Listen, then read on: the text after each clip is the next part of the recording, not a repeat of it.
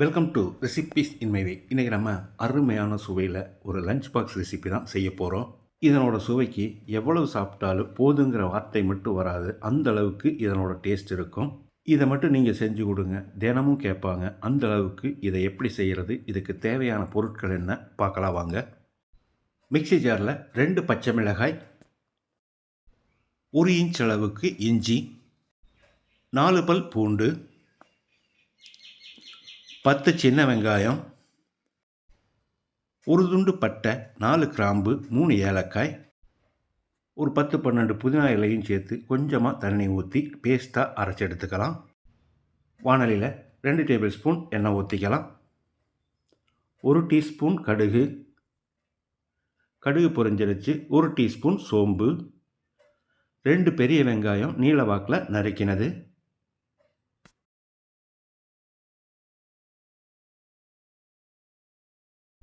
இதில் 2 கொத்து கறிவேப்பிலையை போட்டு கண்ணாடி பதத்துக்கு வெங்காயத்தை வதக்கிடலாம். செவக்கிற அளவுக்கு வதக்க வேண்டாம். இந்த அளவுக்கு வதங்கினது போது இதில் நம்ம அரைச்சி வச்சுருந்த பேஸ்ட்டை ஊற்றிடலாம். இதனோட பச்சை வாசனை போகிற அளவுக்கு 1 நிமிஷம் நல்லா வதக்கி விடணும்.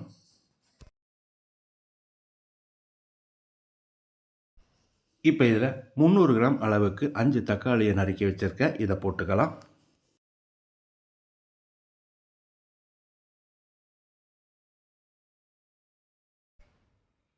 இதோட 1 டேபிள் ஸ்பூன் உப்பையும் சேர்த்து தக்காளியை நல்லா மசிகிற அளவுக்கு வதக்கிடலாம்.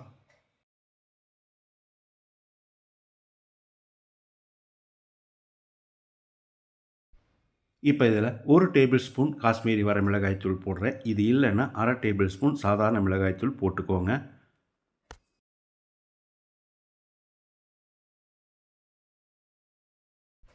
அரை கப் அளவுக்கு குட்டி சோயாவை ஒரு 5 நிமிஷம் கொதிக்க வச்சு எடுத்து வச்சுருக்கேன், இதை போட்டுக்கலாம். இன்னும் கூட நீங்கள் அதிகமாக சேர்க்கிறதா இருந்தாலும் சேர்த்துக்கோங்க. ஒரு 30-40 செகண்ட் இதை நல்லா பிரட்டி விட்டுடலாம். சோயாவில் மசாலா நல்லா இறங்கணும். ஒரு 2 நிமிஷம் மூடி வச்சிடலாம். அளவான தீயிலேயே ஸ்டவ் எரியட்டு, இல்லைன்னா அடிப்பிடிக்கும். 2 நிமிஷம் மூடி வச்சு வேக விட்டுருந்தோம். இதில் உப்பு குறைவாக இருக்கிறதால நான் கொஞ்சமாக சேர்க்கிறேன், நீங்கள் பார்த்து போட்டுக்கோங்க. இப்போ இதில் வடித்து வச்ச சாதத்தை சேர்த்து கலந்துடலாம்.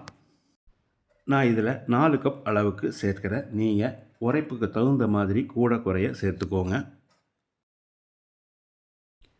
அளவான தீயில் ஒரு 2 நிமிஷம் நல்லா பிரட்டி விடணும்.